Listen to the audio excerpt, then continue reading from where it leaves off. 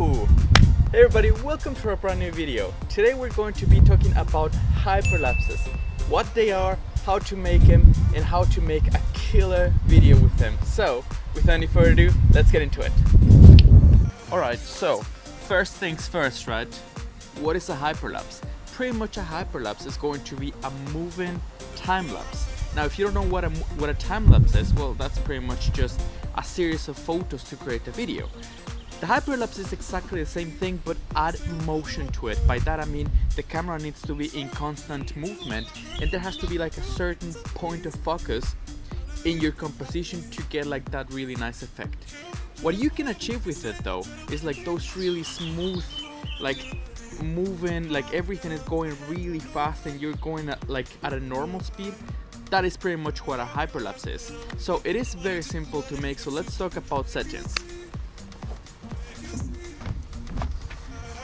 You want to make sure that you shoot everything on manual, and the reason for this being is that you don't want your light situation or your white balance to change throughout your hyperlapse, and it is very important for you to remember that everything is going to be shot with autofocus, and the reason is that you are going to be moving along with your camera, and you have to pick a point of reference, and that point of reference has to be always sharp, because if not, it actually defeats the whole purpose and the whole look of a hyperlapse.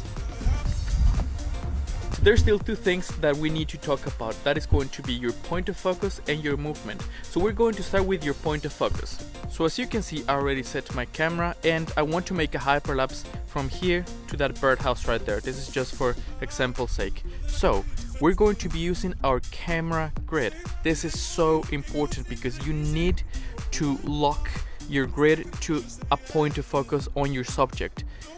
Let me explain what I'm talking about, right? So if I zoom in, I'm going to use, for example, this little part right here as a point of reference, right?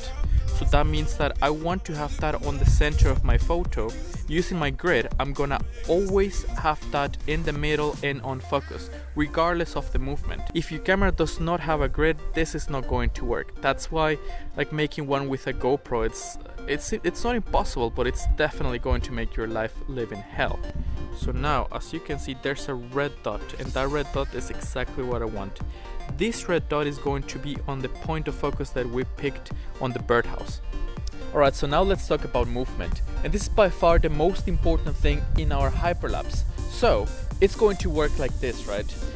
Once you've locked your camera and the exact position that you want, you're going to take a regular step, hold, make your photo. Next step, hold, make your photo. Always like your point of reference is going to be locked to your camera, and then you're going to repeat step, photo, and so on and so far. So just remember, you guys, that a regular video has 24 frames per second. That means that a hyperlapse is no difference. We need 24 photos for 1 second of footage, and that is a little bit of the downside of this. That is a little bit time consuming to get 24 photos just for the 1 second. That means that the distance between you and your subject has to be relatively large to get like at least 4 seconds, which is, like, in my opinion, a sweet spot, because if you do a little bit more than that, like let's say like 10 seconds, that could be a little bit repetitive and it's a little bit too much. I mean, of course, everything is like a personal taste, but I'd say between 4 and 5 seconds, it's a very sweet spot to get this done.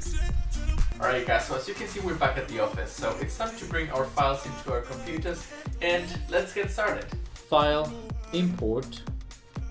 I'm gonna find the photos I want to work with. I'm gonna grab the first photo, make sure that this is checked, and click import. This hyperlapse right here, I actually uploaded a video on my YouTube channel. Let's see, keep existing settings. Yeah, if you're interested on watching the video, I actually like the editing quite a bit, so make sure you go check it out. I'm gonna add it in 3, 2, 1.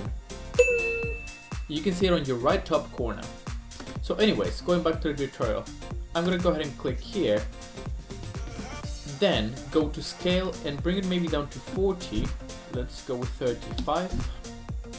Yeah, it seems like that's the sweet spot. Again, I changed the size, so I need to nest that. So go ahead and click on nest. OK. Once this is nested, go to Effects, and again, warp stabilizer to give that digital stabilization that we need. Drag it and drop it on your clip. Sometimes the digital stabilization makes it a little bit wobbly, and that doesn't look that great. So at the end, I decided to go with 10 to give me the right amount of stabilization that I need. So there you go.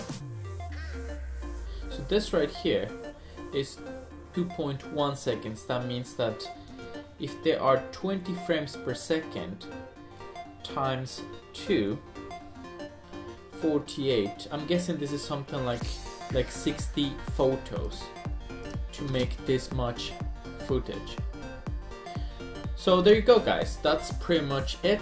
So just to sum it up, if you shot on RAW, make sure you edit your photos, and then once you're happy with your edit, export everything into high quality JPEGs on the same folder, then import everything into Premiere, change the size, nest it, add some warp stabilizer, and that's pretty much it. You're good to go.